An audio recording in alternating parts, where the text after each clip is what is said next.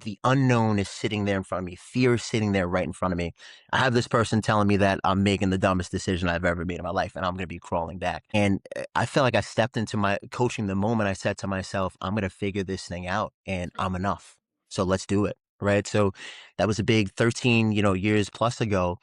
And I've been growing ever since, just trying to get around mentors, to get around other people who are doing what I do. Because I also feel like, working as a solo business owner, you Yeah. could also just essentially be by yourself at times. So getting amongst community, learning from other people, hearing that we all are going through similar struggles, right? Like we all are more alike than we are different. Like that's been really empowering for me. And it's continued to motivate me to get into these spaces, to continue to expand how I see the world, how I see my business, how I see my ability to impact others. Yeah. And you have like lifespan, you have health span, right? Like, and I feel like in the day and age we're living in, we're projected to live a little bit longer, but what's the quality of your life going to be? And I think that's a major thing that we want to start thinking about, right? So I got people sprinting, I got them doing power work, right? We're jumping, we're moving heavyweight fast to keep our body's ability to do those things for longer. All right. Hi, everyone. Welcome to another episode of the Power of Why podcast. My name is Naomi Haile, and today I am here with the one and only Soji James. Soji, how are you doing today? I'm doing amazing. I'm extremely grateful to be able to sit here with my girl. Like her energy is just amazing. And I feel like I just need more of that. We all need more of that just goodness in our lives. So I'm hyped for this morning. I'm ready to go. I was telling you that we went on a run today with the most incredible view. It's beautiful outside. It's kind of chilly, but it's beautiful. And I'm very grateful to Nadia, my dear friend Nadia, who introduced us about a month ago.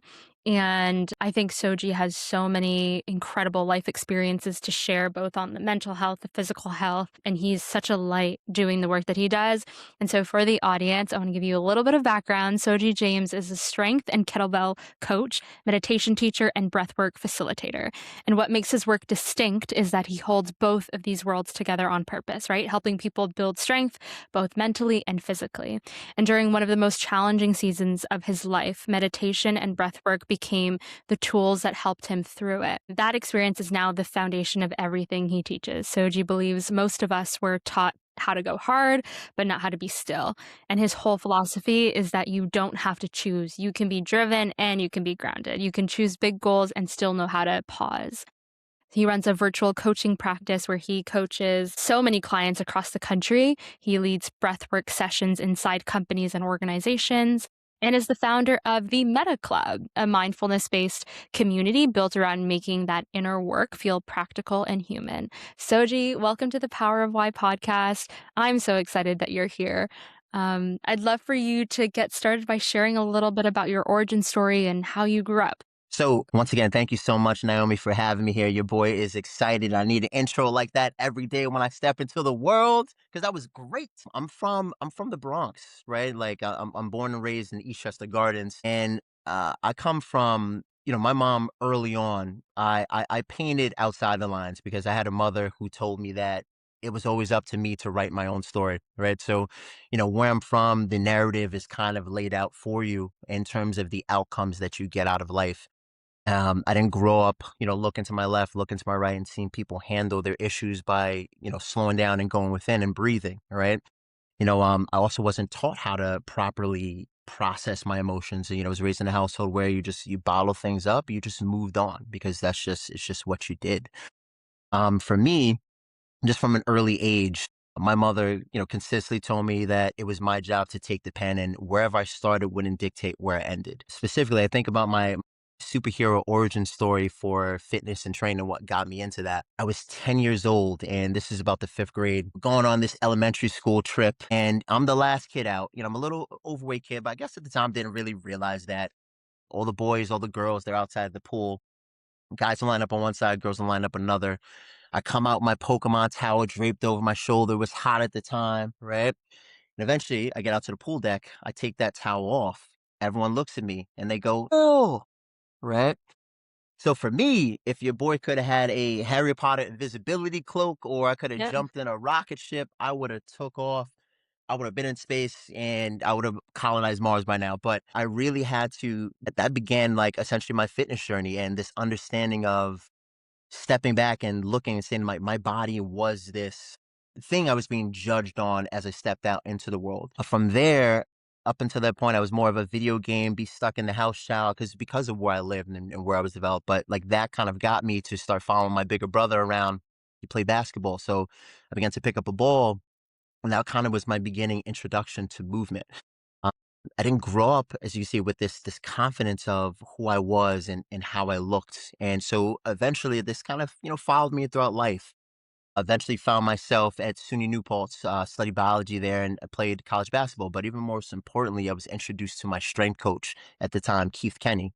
And the experience there transformed my life with just how I saw myself and just how I interacted with the world. So it was my first experience stepping into the weight room, lifting up a weight, and what? Like, it was transformative, right? Like, the confidence that I instilled in myself 'cause I generally feel like you step into the weight room, it is this controlled area of chaos, essentially, right? We pick a goal, we have to show up consistently to hit this goal, we have to look failure in the face because some things we just step in, we can't do everything right away, like, we're newbies, right? So we have to show up consistently, we have to do this, we have to reaffirm this identity to ourselves, and eventually, we get an outcome from all this feedback we're pouring into the system. And I just noticed for me, it was, stepping into a classroom, being able to present and stand with confidence in front of people, going to the bars, being able to talk to ladies or just freely interact with people and just connect and just feel like, man, like this power, this ownership of self, you need this to step out into this world that's constantly trying to tell you what it is that you should be. Right. So for me, early, I was like, man, I want to be able to spread this love. I want to be able to spread this joy. I want to be able to spread this sense of like, man, I can do this to other people. So the weight room has essentially been my tool of having these backdoor conversations around, what joy looks like, Yeah. building a life of happiness, building a life of fulfillment, and just stepping out into the world and just being you and understanding that that is enough. That's incredible. So, before you hit the weight room and really explored how you could move and what strength looked like, and I'm sure, like, as you work out, also the endorphins that come with just being more active, is that when you found your joy, or were you all a happy kid before this, and that just made it maybe more exponential and that Yeah. desire to wanna share it with other people? But, like, generally, like, I had a mom who just, when she told me, like, I had the pen, like, she constantly was Affirming you? bombarding me with messages of like, "You're great, you're exceptional, like, you could get out into this world and do anything." Like, that queen, like, really pumped your boy up from an early age, so even in the environment that I grew up in, I was still able to step out and just, smile and find the gratitude points and find the ways to kinda power me through to get to the next point I was trying to step into. But I do really feel like going into the weight room, like, that was just that was a different beast for me, right? It was so cool to, like, just set goals, but even more importantly, keep my word to myself, right? Like, I think that that was just a big deal in affirming the person I was developing into and affirming, like, whoever this guy, if he could shape and do this, and he could show up and consistently and build the resilience to build this body or just feel great inside of his body, there isn't anything else I can't do as I step out into the world. And I think it allowed me to take that same gratitude, the joy, the fulfillment, and just like step out into the world and confidently like, portray that. Yeah. I really feel like like, you walk out into the world and there's, like, the version of you, and then there's the version of you, after the world gets its hands on you, and it tells you what's good enough. It tells you, what success should look like, and I really think that the more confident we can feel in our bodies and in our minds, right, like, we really can dictate what that should be no matter what's going on externally. So good. So good. And you, mentioned your coach, Keith which Kenny. yeah, coaches are so powerful. Yeah. Coaches, teachers, like, anyone in that developmental parents in that developmental phase who could really pour into you and push you and really encourage you in that way. Was the rate worm a part of your experience just being on the basketball team, or was that your decision to say, "Okay, let me strengthen in this area, outside of the court?" What brought you into the weight room? Oh, we definitely are forced to be there. Like it was one it was definitely one of those things like your study hall, you need to be here this time. You want to be a part of this institution, weight room, 3 times a week, you need to show up. And then, initially as like I wasn't a dude who touched weights. I went from being this overweight kid to then this kind of on the opposite side, kind of like tall but like frail, thin. And I was just like, all right, dude, what is this gonna do for me? Right? What am I doing here? It's like 6 a.m. in the morning. I wish I could have slept a little bit longer, right? Like at the time. And, I stepped in there and, like, the endorphins would hit and you just would every session, like, it was just this cool way to you against you, right? Like, I kinda felt like I think in life, comparison could pop up a lot, and I could look over and say, "What is this business owner doing? What is this founder doing?" But it was this fundamental, like, microcosm of I step in as me, and I'm just trying to compete with the individual who stepped in yesterday or the day before, and it was so cool to see me showing up over time and just getting better. And then the camaraderie of, doing looking to the left, looking to the right, doing this with, your basketball partners in crime or your friends, right? And you're all just growing together. There was something special about that connections we were forming in that community. And it took off. Like it took me out of the weight room. It followed me into presentations. It followed me around campus. It followed me back home as a different individual. So I really feel like, yeah, it was a game changer. It's incredible how I had introduced you to one of my good friends, Almeda, who is also on the Power of Why, and both of your entrances into training and strength training, physical training started in such a beautiful way and actually in community. And both of you talked about like the result and the feeling that came after those first few sessions and how that just bleeds into both of your lives. And so it's interesting. Most of my audience, they do a lot of their work in their heads. They are through therapy, they might journal, coaching, like like they might invest in business coaches, reading. What does the body have access to that the mind alone doesn't necessarily? And what did your training, throughout undergrad and all of the training that you've done to become a coach unlock for you in terms of the power of the body and what you can access in order to better your life and enhance your life? Yeah.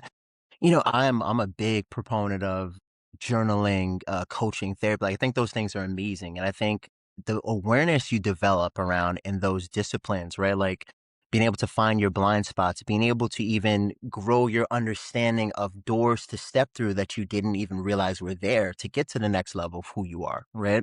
I think those are all big, but I think the complement to that awareness has to be the action, right? Like the mind develops the awareness, but the body repeatedly, when you do these things over and over again, it develops the belief. So we actually have to step through that door, right? And you hear about books like The Body Keeps Score, right? Like how we even hold on to trauma and things of that nature. And you can even think, for example, I was in Arkansas this past weekend, and I'm guiding some workshops. And still, even years and years after doing it, right? Like the butterflies kick in and they go, right? Like, and my mind can understand that all right, there's no immediate threat here, but the body can do otherwise, right? You see the fist start to clench, your muscles start to tighten, right? So in the body, right, like I really feel like there's this belief through action that reaffirms this identity that we're trying to step out into the world and create.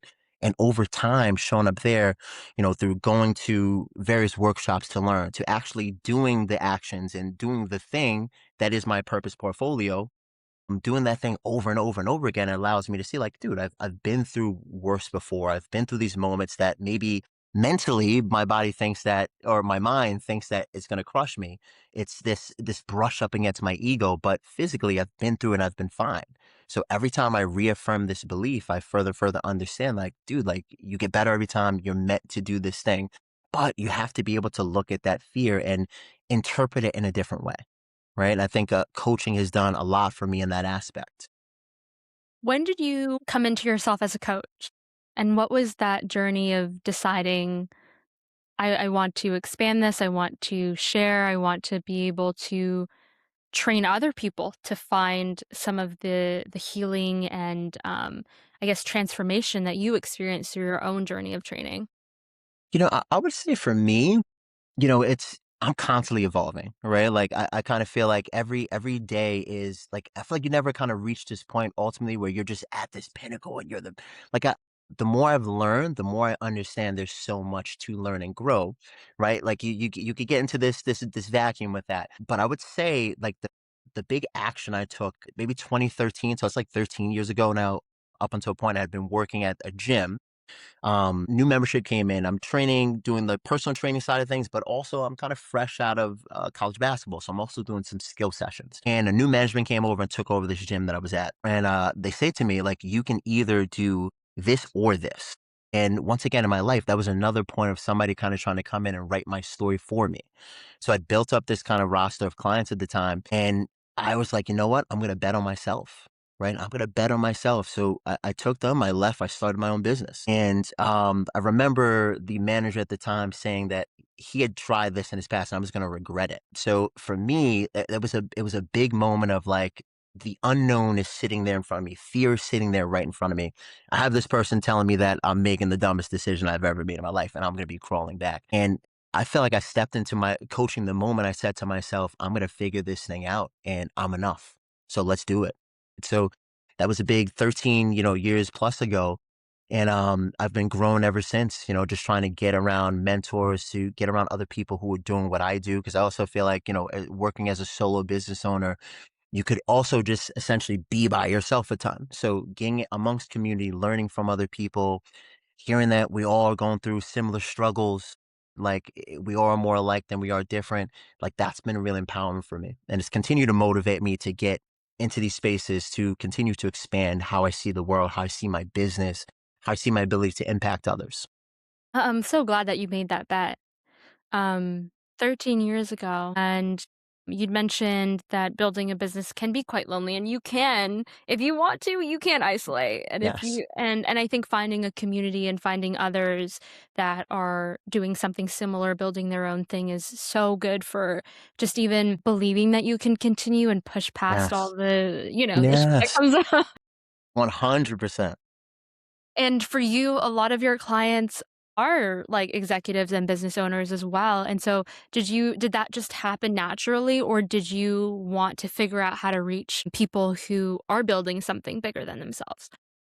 So I would say kind of a little combination of both, like left out with this core group of individuals who spanned different industries. And essentially, my first thing was who are the people directly in front of me and how could I best serve them? Like, that's my number one thing. How could I impact their lives and how could I provide value?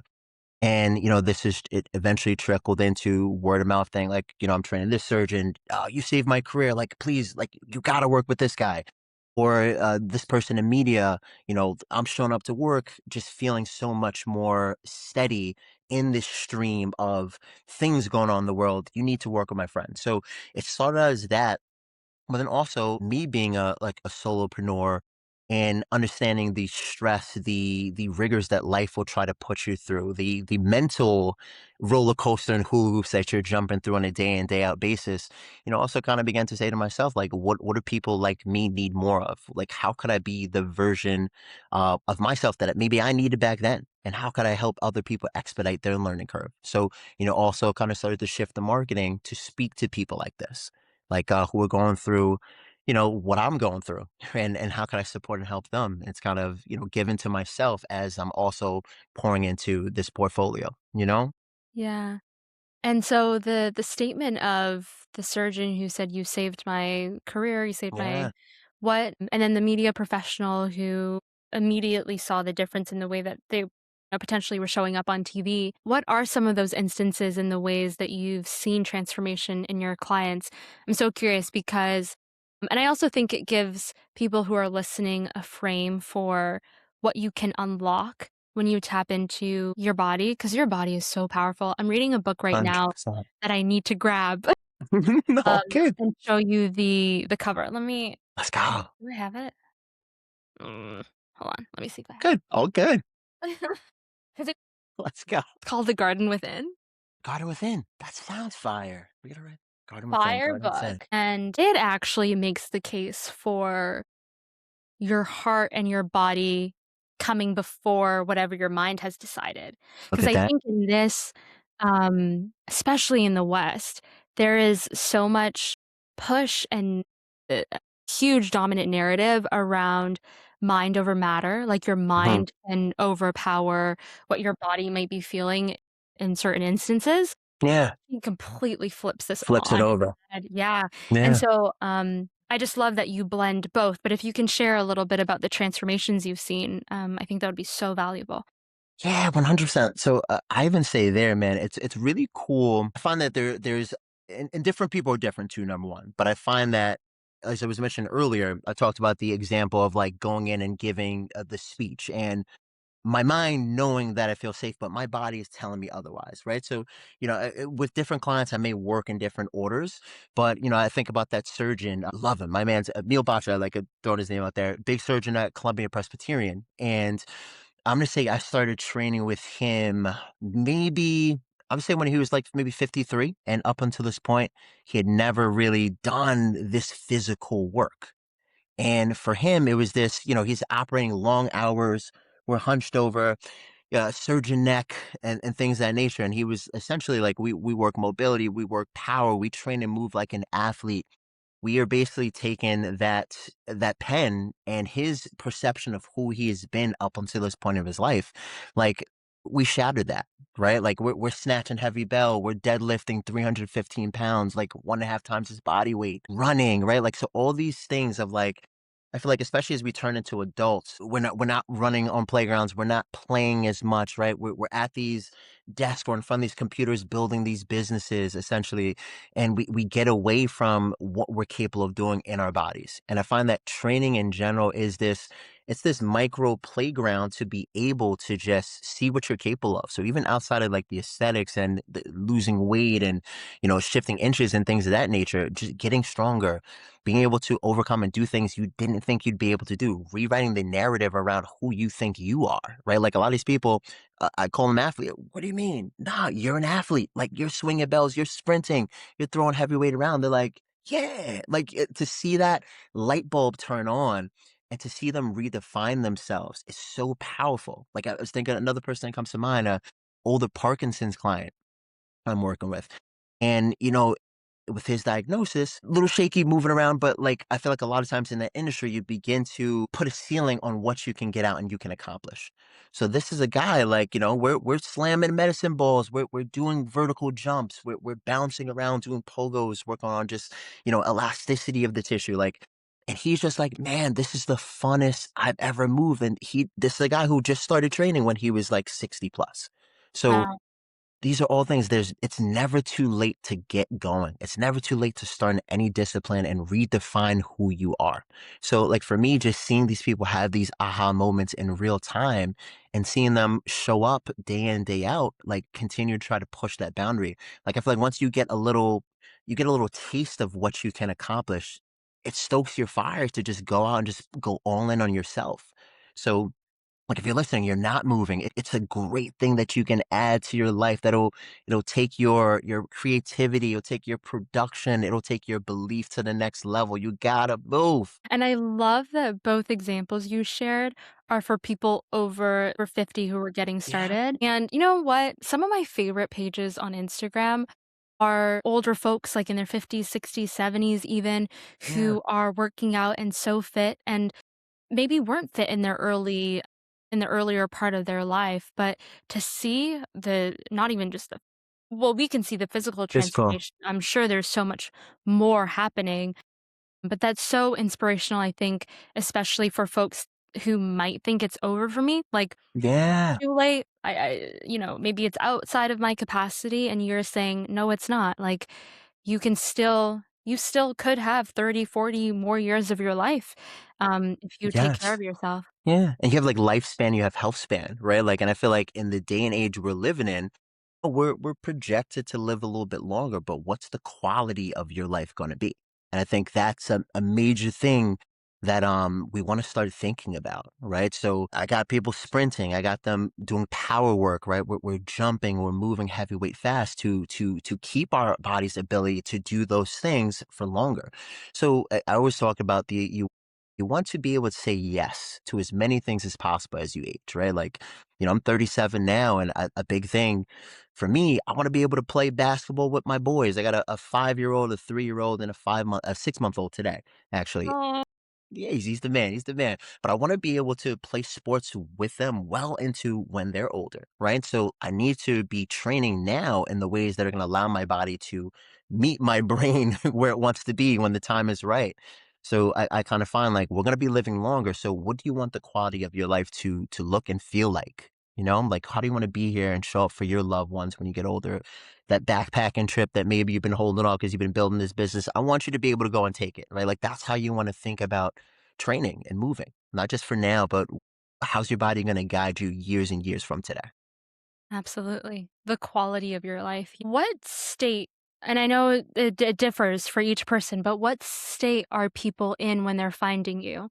Have they already tried, training on their own and just aren't seeing results? Are they past injury and maybe looking to regain? Like, what are the states at which people find you? And what does that typically? Yeah. So I'll get the surgeon or doctor who is poured into their career for years and they're just trying to, climb the ladder, impact lives, but maybe they've fallen to the wayside, right? I may get the mom of three who's just poured all of her love and all of her heart into her kids and has put herself on the shelf. Right. And on the flip side, I may get an entrepreneur like myself who's just so like obsessed with growing the business or providing that solution that, plays second fiddle, right? So with them and with me in general, like I kind of feel like movement, there's so many ways to the analogy that's coming to my head around so many ways to skin a cat, right? So I really feel like you have to find the ways that are fun for you because that's also going to allow you to be consistent. And that's another thing that kind of brought me to bells in general. It just really it reinvigorated my love for movement. It allowed me to jump, to sprint, to run around and just made me feel youthful. So whatever that is for this person when they come in, I want to find that thing that's going to have them, hook them in just to come back for another session, right? Like to find that one more gem about themselves or that one self discovery that keeps them hooked in to keep growing. So normally people come in and they're just trying to like, just like I would do with business with hiring a coach. Like I want to kind of cut through that learning curve to be able to maybe reach a point a little bit quicker. So somebody comes to me and they're just like, man, maybe, I tried this movement pattern, couldn't stick with it. Food is crushing me right now. I don't know what to do. There's this overload of information. I don't know where to start. Like, can you help me cut through the noise? And, like wrap my hand around the shoulder and we do it with love. We do it with fun. And, we find the things that matter to them. Like I'm really also big into identifying what your core values are, right? Like I feel like if you could get to the root of what your why is and what is the like I mentioned my kids and wanting to move with them, like that's something that powers me to get up early in the morning or, after I put my sons to bed at night to stick around a little bit later and do a little bit something because I'm tapped into the reasons that fulfill me for life. So when people come to me, like they may be burnt out from just what life is throwing on their plate, and we just kind of sit and we talk at first. It's just like, how are you doing? Where have you been? What's going on in life? What's happening right now? How do you see yourself? How can we begin to redefine that? So So good. So good. I love that you integrate, like, the full human and who they are into your practice because I yes, know that the work is just so much deeper. I was chatting with Elmita, and we were talking about how deep this work is because deep. you're meeting people in different stages of their life. Maybe they, recently lost someone or they're going through something at work, Yeah. and you can work through all of that in your training, which, is incredible. You'd mentioned kettlebells. I'd watched a few videos before our conversation about I didn't even know that you could train and get certified in this. Amazing what you can do with a kettlebell. So how did you find this fun way of working out and training? Do you integrate it with all the clients that you work with or not necessarily? For me, the pandemic was a big, all these gyms shut down. It was hard to get access to equipment. Surfing on Instagram, I'm looking around, I'm like, people doing some funky, cool stuff. I always love learning skills and continue to expand. So I was like, all right, let's give this a try. And I was instantly hooked. I was hooked, man. Like for me, it just made me feel youthful. It made me feel powerful to sling these things around. I love kettlebells because they're so extremely versatile, right? So whatever your goal is, you're trying to build muscle, you're trying to burn fat, you're trying to work on your mobility. you're trying to improve your conditioning or endurance, you can do it with these little balls that you could store in the corner of your apartment, in the corner of your house. Like they're relatively inexpensive to build up a little bit of a uh inventory essentially. Like so I was like, yeah, let's go with this. And for me, I started specializing in them. I love them, and the clients that I had worked with up until this time, like all their gyms shut down, and it was once again hard to get these things. So I was like, all right, like, how about we try these bells and let's see where it takes us for this next 2 weeks. Well, who knows where the world's going right now? And they were hooked. They were just like, oh, this is fun. Like I love learning new skills too, and it's also able. I feel like when it comes to wellness and fitness, a lot of times it could be so outcome based, right? Like I need to lose this or change this about myself. And like I really try to kind of push across a message of like we're all already enough, but we could use a little bit of work, right? So for me, I feel like with the kettlebells, it's more of like I'm developing skills, like I build efficacy and confidence just around other things. And as a counter result of this, I'm gonna see my weight shift. I'm gonna feel stronger, right? Like, so it's once again another way to have these backdoor approach conversations to get us to the result that we want, but also leave us feeling a little bit more empowered. I feel like the kettlebell does a great job of that.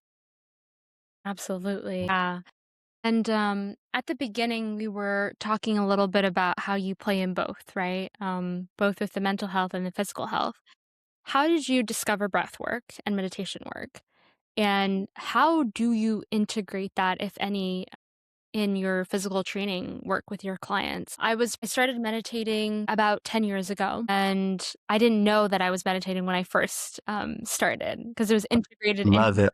like other workout classes. But I've been so fascinated with just stillness and integrating that into figuring out how I can navigate work and also building my business. Everything. Yeah. How did you get into it, and how has it broadened your practice and really helped you personally and also your clients?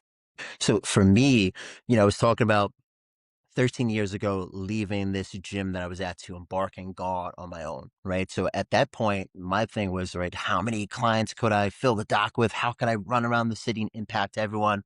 And I had these core values listed, but I was just moving so fast. I wasn't even realizing I wasn't in alignment with them. And then eventually the universe slowed me down. So, one day I'm leaving work.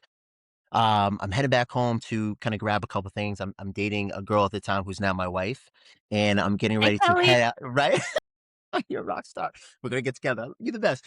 So we are. I'm leaving this place to go and meet up with her, and I walk out the space and I see a bunch of my father's friends, and my parents have been divorced since I was 12 years old. So this was like very foreign to me.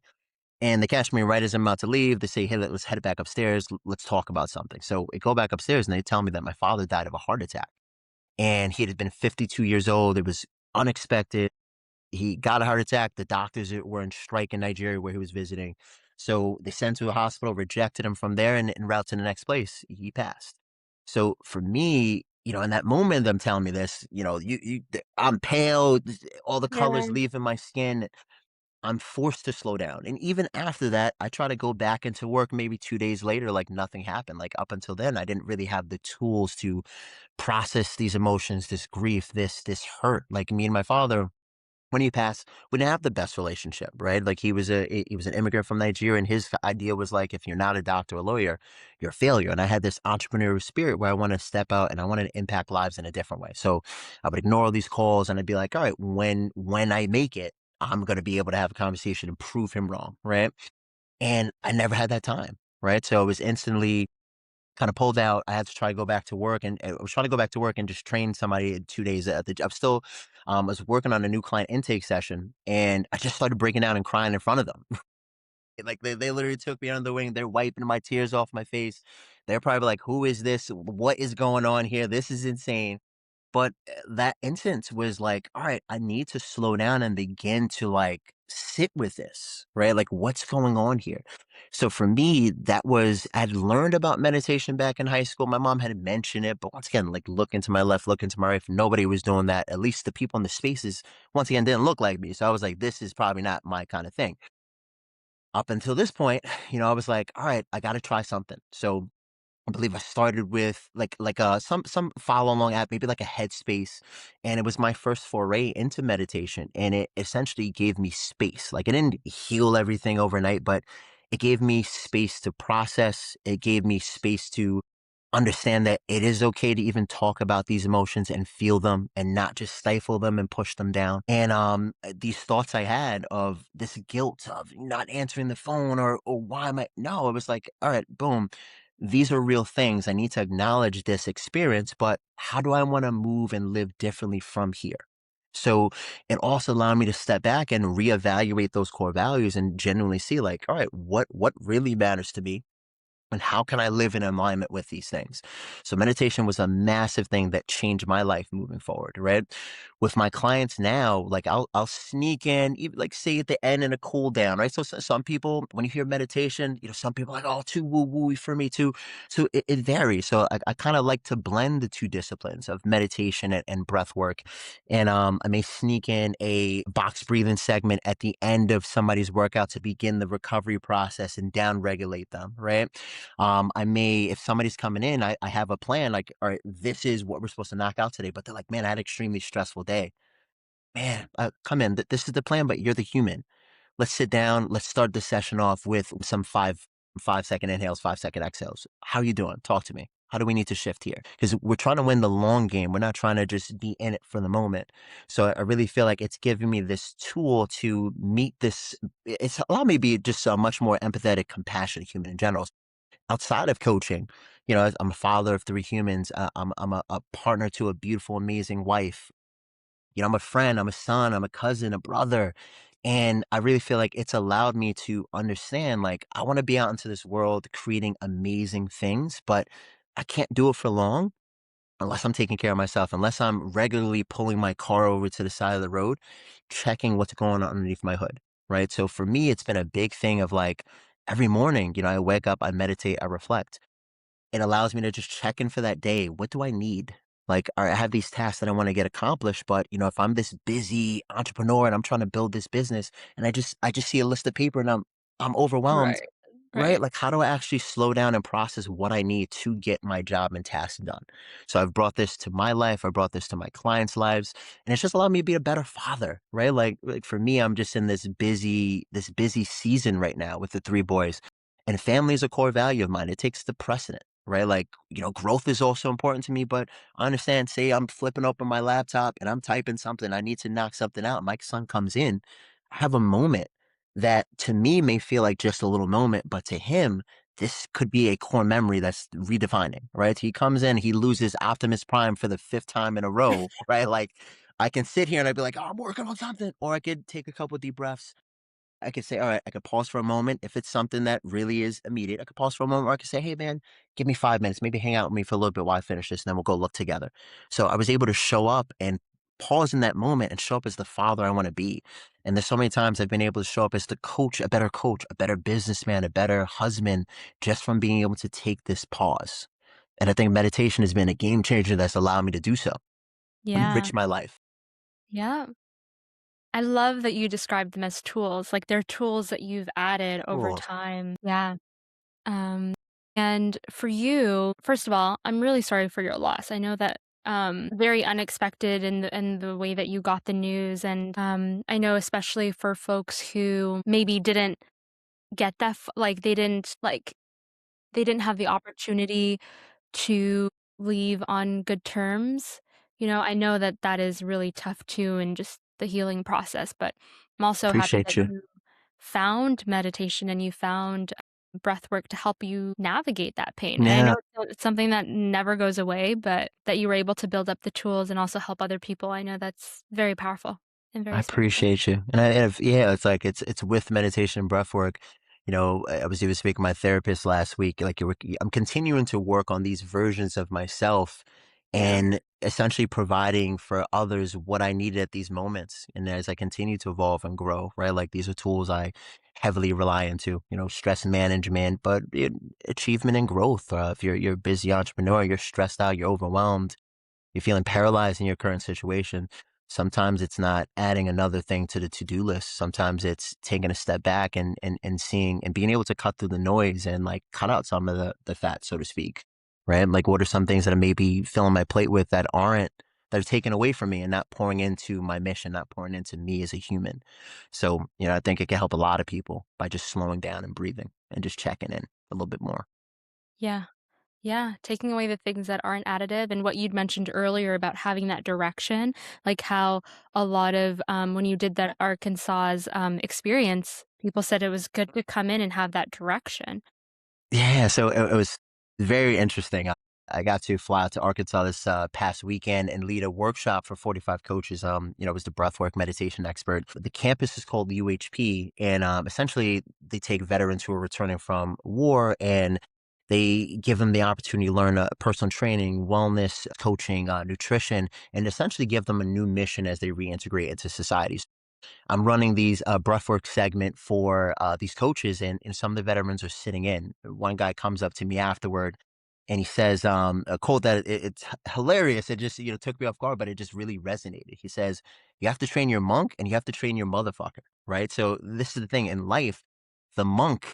That's the individual who, I'm talking about stillness here and being able to pull that car over to the side of the road and process what's going on and going slow, but you also need that individual, right? That motherfucker who's able to step to fear, who's able to look it in the eyes and able to show up anyway, right? Who's able to see perfection and fight through it and just show up as they can in that moment.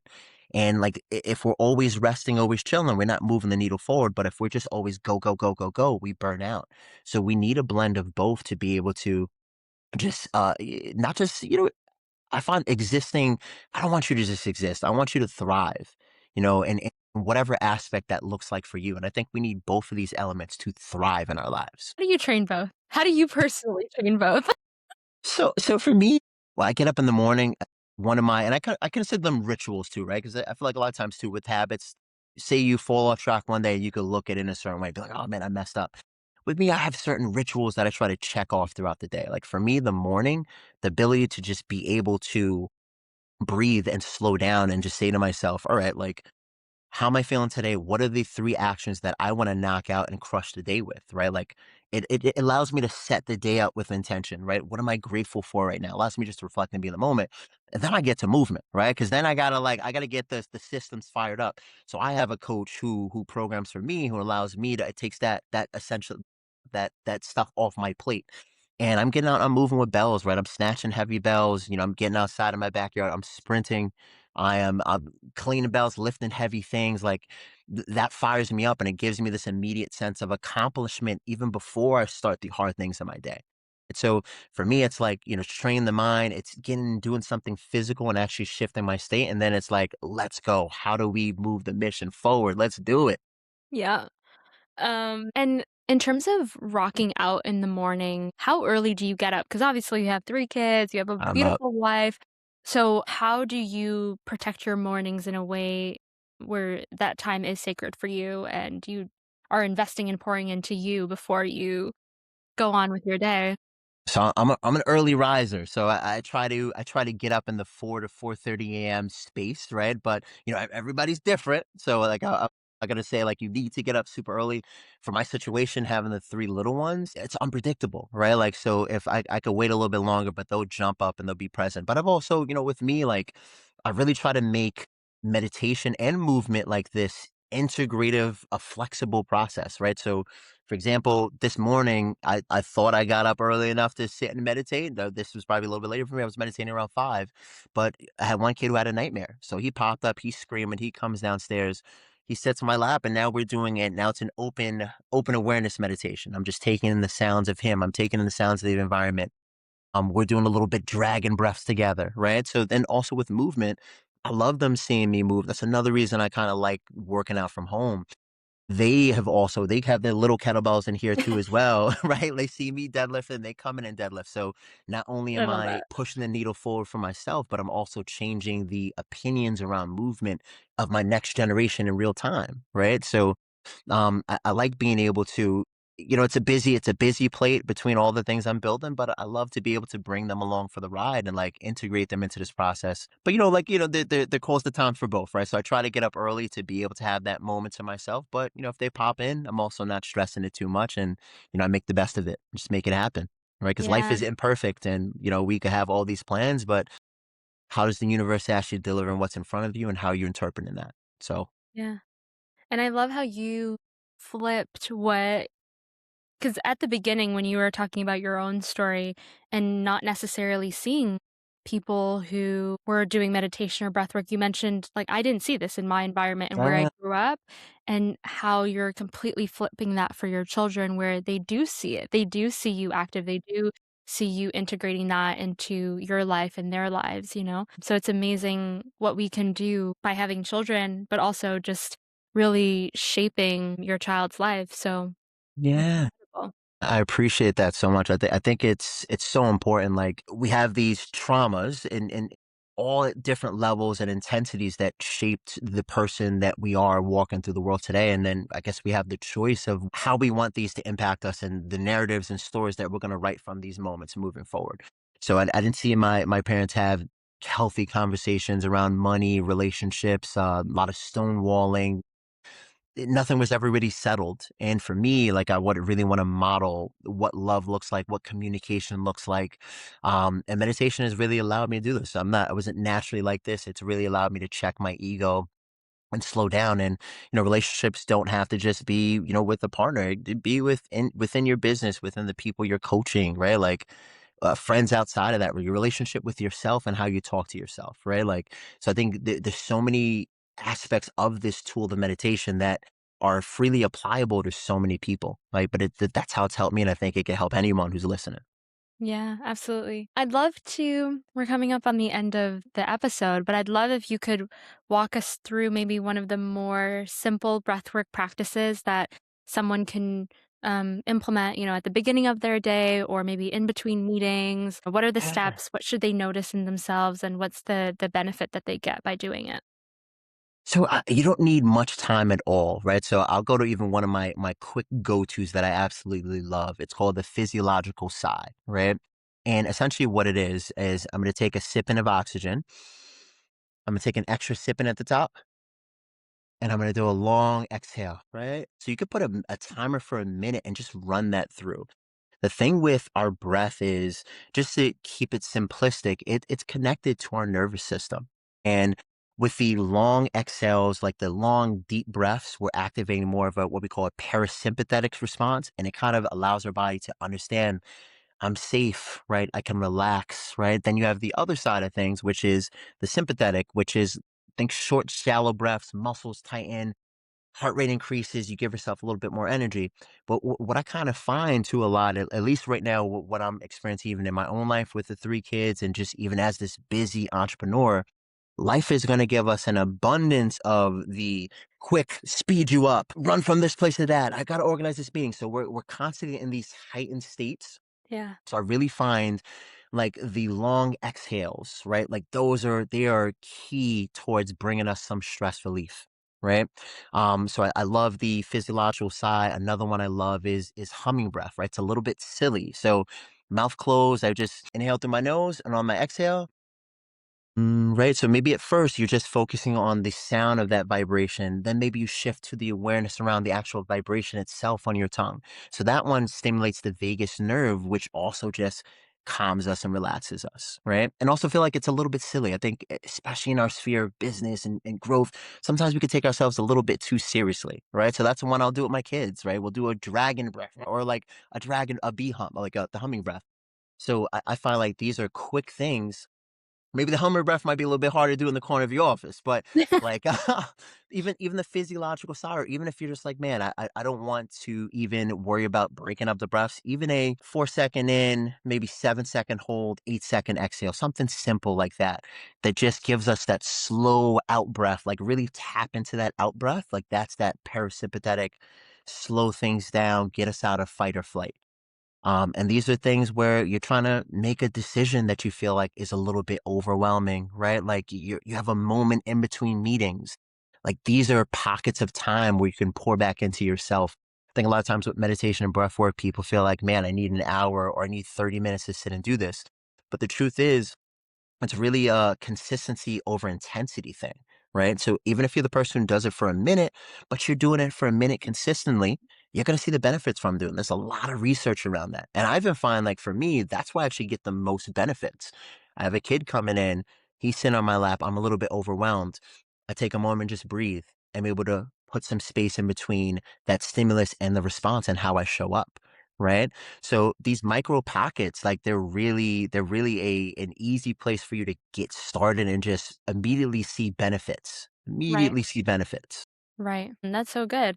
My dad, he was watching a few interviews and learned about the hum. And this is maybe just a plug for something else that people can go and do research on, but it actually produces nitric oxide, which is really good Man. for you. And so Yes. he'll do it when he's walking. And so I started doing it when I go on See, a I walk. love it. Yeah, Love where it. you just hum, you know? Love it. So that was so good. Thank you for sharing those 2 exercises with us, and also for that reminder and that encouragement that it doesn't need to be this big, huge thing. Like, you can find pockets in your day where when you're waiting for the elevator or you're in line, don't Yeah. pull up your phone, just, do Yeah. one of these exercises. That's our natural go-to, right? We want to pull out our phones to occupy space and just get another thing to take up space. But I really implore you to be a little bit more comfortable with silence, right? And a lot of times it can be hard because when we actually slow down, that's where like some of the real big important questions maybe pop up, like how am I feeling, or is what I'm doing enough? Is what like. So we try to kind of maybe avoid some of these moments. And Rig Paul Rick Posh, and I may be saying it wrong. He has this concept of active laziness. And in the Western culture, we have this thing with just filling our schedules and our to-do list with more activities and just taking away from moments to actually sit and reflect and just be. And I really, I implore you to sit and just find more of those pockets of silence to just explore yourself and what it is that you really want. Maybe if things are actually lining up with that. So I think it's a really powerful change that could help catapult the rest of your year. Yeah, fantastic. And tell us about the Metta Club and what is the problem that you kept seeing that you're like, let me create something for people that can really help accelerate and just like make space for healing. Yeah, so I feel like with me, when I first started meditation, I kind of felt like there was this mysticism or it felt like step into the space, like it was harder than it needed to be, right? Like I felt like at that moment I was like, oh, I need to clear all my thoughts. I should be sitting like this or else I'm not doing it right. Like all those feelings of like inadequacy that popped up when I first started meditating. And what I've learned today of like your meditation practice should work for you and it could look like so many different things, right? I want to kind of create a community essentially where we're getting these practical tools. We are understanding that meditation doesn't have to be this crazy serious thing. And we're really making it real life applicable and we're doing it together, right? So in addition to me, like I kind of feel like, it's one thing to meditate, sit on the mat and sit with your breath, but now how are you actually getting out and stepping into the world? So conversations around things like gratitude, core values, finding your why. Like I think a lot of this stuff can be tapped into post this heightened awareness from meditation.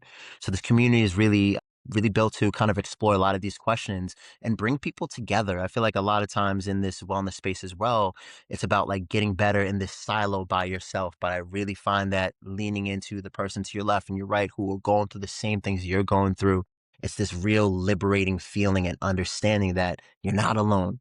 So the Meta Club is a fun place for us to explore meditation and mindfulness practice and make them sustainable. So that's the growth starting point, and we're gonna grow this thing to the moon. We're going to Let's the go. moon.